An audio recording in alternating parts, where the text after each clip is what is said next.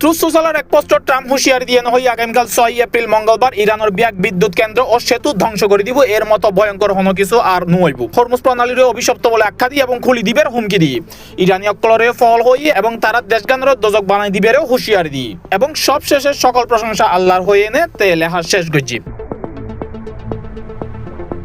মূলত যুক্তরাষ্ট্রের president Donald Trump মঙ্গলবার ইরানের গুরুত্বপূর্ণ অবকাঠামো সম্ভাব্য হামলার হুমকি দিয়ে তার সোশ্যাল মিডিয়া পোস্টত হই মঙ্গলবার ইরানের বিদ্যুৎ কেন্দ্র ও সেতু ইগুনোরা লক্ষ্য করিয়ে না হামলা হইব। ইরানের 48 ঘন্টার আলটিমেটাম দিয়ে কি হরমুজ প্রণালী ন খুলিলি এই ধরনের হামলার সম্মুখীন হইব ইরান।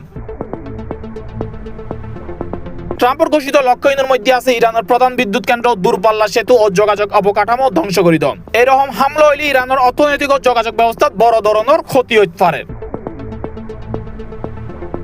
ইরান ইতিমধ্যে পাল্টা বার্তা দিয়ে কি কোনো ধরনের আক্রমণ হইলে প্রচন্ড প্রতিশোধমূলক ব্যবস্থা লওয়া হইব। দেশের সেনাবাহিনী বিভিন্ন অঞ্চলের সতর্ক অবস্থানত আছে। ট্রাম্পের এই হুঁশিয়ারি বিশ্বব্যাপী উত্তেজনা বাড়াই, বিশেষ করে মধ্যপ্রাচ্যের রাজনৈতিক ও সামাজিক চাপবাজি। অনেক বিশ্লেষক মনে করেন ইরান যুক্তরাষ্ট্র ইসরায়েলের সংঘাত নতুন পর্যায়ের সূচনা করিতে পারে। International desk, C+ TV।